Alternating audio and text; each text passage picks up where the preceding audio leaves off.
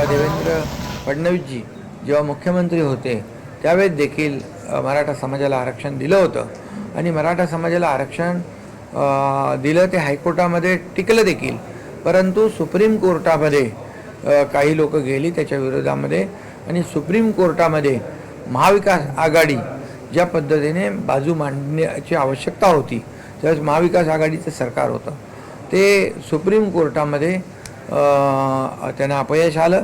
ही वस्तुस्थिती आहे आणि ज्या पद्धतीने त्या आरक्षणासाठी प्रयत्न करायला पाहिजे होते, लक्ष द्यायला पाहिजे होतं, दुर्दैवाने तशा प्रकारचं ते झालं नाही। आणि पण मी मुख्यमंत्री पुन्हा झाल्यानंतर आरक्षण मात्र 10% दिलेलं आहे। त्यामुळे मराठा समाज बांधव भगिनींना माझी एकच नम्र विनंती आहे की जे जे काही आम्हाला करता येईल ते समाजासाठी आम्ही केलं आहे, यापुढेही करू, परंतु एवढंच आहे की समाजामध्ये कुठेही तेढ निर्माण होणार नाही।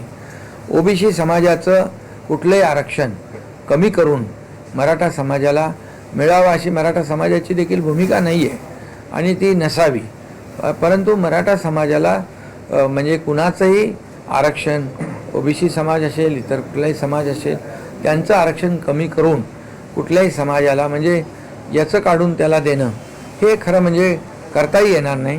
पण मराठा समाजाला जे जे काही करता आलं ते केलं आहे। यापुढे देखील त्यांनी जे योग्य आहे, जे आपल्याला कायद्याच्या चौकटीत बसून जे देण्यासारखं आहे, कायद्याच्या चौकटीमध्ये नियमामध्ये बसून आपल्याला जे काही न्याय आहे मराठा समाजासाठी ती देण्याची भूमिका सरकारची आजही आहे।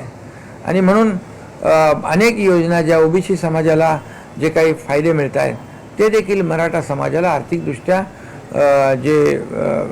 ज्या माध्यमातून आर्थिक मराठा समाज जो आहे आर्थिक आणि सामाजिक मागासलेला आहे, त्यामुळेच आपण मराठा समाजाला आरक्षण 10% दिलं आहे आणि ते पुढे देखील टिकवलं पाहिजे ही सरकारची भूमिका आहे।